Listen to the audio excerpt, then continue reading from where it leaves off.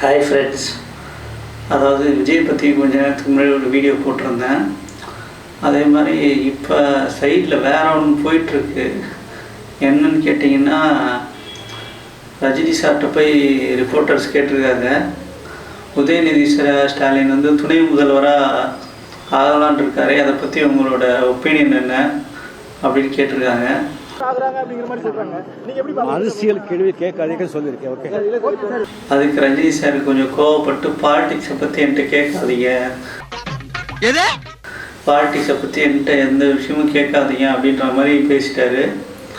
ஆனால் வந்து அவர் பழகிறது, அவர் கூட இருக்கிறது எல்லாருமே பொலிட்டீஷியன்ஸ் தான். சரி, நான் செவனே தானா போய்க்கிருந்தேன். யாரு வம்பு தும்புக்காச்சும் போனனா? கௌரவம் கௌரவம்னு என் கௌரவத்தையே ஆரம்பிச்சிட்டீங்களா? அவங்கள்ட்ட தான் அவர் பழகிட்டு இருக்காரு, அவங்களோட தான் டச்சப்பில் இருக்காரு. ஸோ வந்து அவர் எப்படி அரசியலில், அதாவது நான் அரசியலுக்கே வரேன் அப்படின்ற மாதிரிலாம் கூட பேசியிருக்காரு.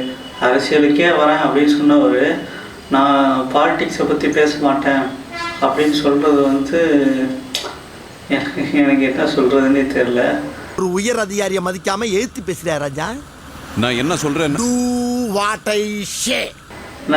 ரஜினி சார் நீங்கள் வந்து வருவேன்னு படத்தை ஓட்டிட்டீங்க. ஆனால் வந்து உங்கள் தொண்டர்கள் அவங்களும் கனவாக இருந்திருப்பாங்கல்ல, நம்மளும் கட்சியில் ரஜினி சார் ஓப்பன் பண்ணுவார், நம்மளும் கட்சியில் சேர்ந்து பெரியாளாயிடலாம் அப்படின்ற ஒரு எண்ணமும் அவங்களுக்கு இருக்கும்ல. சின்ன வயசுலேருந்தே எம்ஜிஆருக்கு அப்புறம் ரஜினி தான் அந்த இடத்துக்கு வருவார் அப்படின்ற ஒரு எண்ணமும் இருந்திருக்கும்.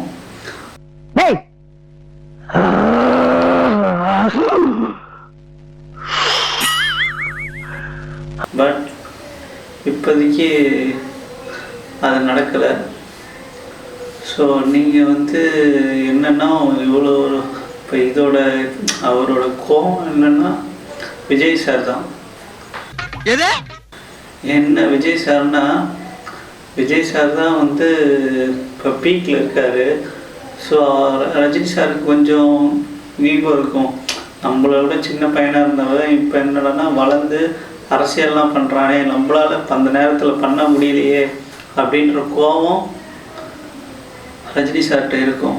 இதாங்க நடந்த உண்மை, இதாங்க நடந்த உண்மை, இதாண்டா நாய, இதாண்டா நாய. வந்து சப்போர்ட் பண்ணுங்க. உங்களை விட சின்ன பையன்னா வளர்ந்து வரட்டும், நீங்கள் தான் வரல, வரவங்களையும் தடுக்காதீங்க. அவரும் மக்களுக்கு எவ்வளோ செஞ்சுட்டு தான் இருக்காரு. பட்டமளிப்பு விழா, இந்த 10th 12th பசங்களுக்கெல்லாம் பட்டமளிப்பு விழாலாம் கொடுத்தாரு. அதே மாதிரி அவரோட ஃபோக்கஸ் ஃபுல்லாக பாலிடிக்ஸ் ஃபுல்லாக கரெக்டாக இருக்குது, அதை நோக்கி அவர் போயிட்டே இருக்கார். ஆனால் நீங்கள் வந்து சுத்தமாக பாலிடிக்ஸே வேணும்னு ஒதுங்கிட்டீங்க. ஒரு ஸ்ட்ராங்கான பார்லிமெண்ட் அமையணும்னா என்ன செய்யலாம்? அதாவது சங்கர் சிமெண்ட் வாங்கி கட்டினா பார்லிமெண்ட் ரொம்ப ஸ்ட்ராங்கா இருக்கும். சங்கர் சிமெண்ட்ல கட்டினா சங்கர் திட்ட மாட்டாரா? யார் யாரு கேட்கிற கேள்வியை பார்த்தா ரிப்போர்ட்டர் மாதிரி தெரியல. அதை சொல்லிட்டுங்க, ஃபுல்லாக ஏதாவது ஒரு ஆடியோ லான்ச்சில் சொல்லிட்டு எனக்கு அரசியல் வராது, என்னால் அரசியல் பண்ண முடியாது அப்படின்னு சொல்லிட்டீங்கன்னா ஒத்துமையாக இருக்கணும். விஜய் சாரும் ரஜினி சாரும் ஒத்துமையாக இருக்கணும், அதுதான் என்னோடய ஆசை. ரஜினி சார் பாலிடிக்ஸில் வந்துருந்தால் இந்நேரம் அவருக்கு சிஎம் ஆகிறதுக்கான எல்லா வாய்ப்பும் இருந்தது. ரஜினி சாரை வந்து எதுவும் தப்பாக பேசுகிறேன்னு நினச்சிக்காதீங்க, சொல்கிறேன். அந்த டயத்துக்கு அவர் வரல, ஆனால் இந்த டயத்துக்கு வந்து விஜய் சார் வரன்ட்ருக்காரு. ஸோ பார்ப்போம் எப்படி இருக்குன்னு.